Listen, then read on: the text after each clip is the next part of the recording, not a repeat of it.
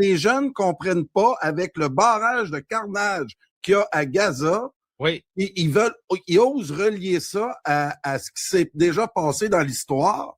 Oui. Et ils relient ça à une montée de l'antisémitisme. Et là, ils vont faire des listes. L'événement de Sydney, effectivement, rentre en plein dans l'occasion. C'est ça le narratif. Le narratif est utilisé pour continuer la guérilla judiciaire et bureaucratique pour construire leurs censeurs, construire les institutions qui vont cibler leurs ennemis comme proxy, les proxys de la juiverie.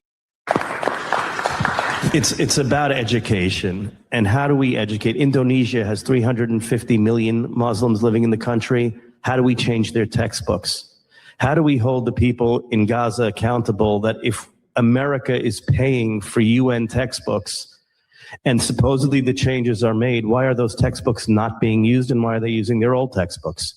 Donc là, c'est énorme qu'est-ce qu'il est en train de révéler, là. C'est la première fois qu'on entend c'est quoi la colonisation du département d'État par la juiverie internationale. Après le département de la justice, après l'immigration, qui ont commencé à être les proxys pour cibler les antisémites en terre américaine. Là, c'est le département d'État. Le département d'État, c'est le bras diplomatique pré-guerre qui contrôle les colonies américaines et leurs vassaux sur la planète. Donc, si on envoie de l'argent de l'USAID pour vacciner les gens, pour construire des écoles, pour donner pour donner du blé, ça passe via le département d'État. Et là, eux autres, ils vont contrôler l'éducation, les manuels scolaires qu'ils vont envoyer des programmes de l'USAID et autres corollaires du département d'État.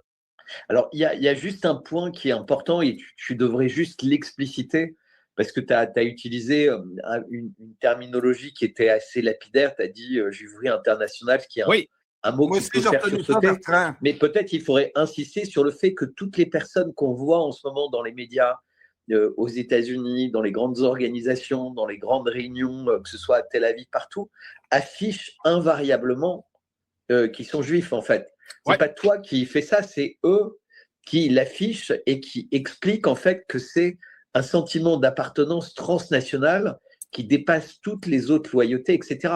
Donc, c'est triste. Et évidemment, il faut lutter contre l'amalgame, l'essentialisation, etc. Mais tu en as beaucoup parmi eux qui appellent à l'essentialisation, qui disent aux gens, si vous faites partie de la religion juive, directement, indirectement, etc., vous devez considérer qu'elle passe au-dessus du reste.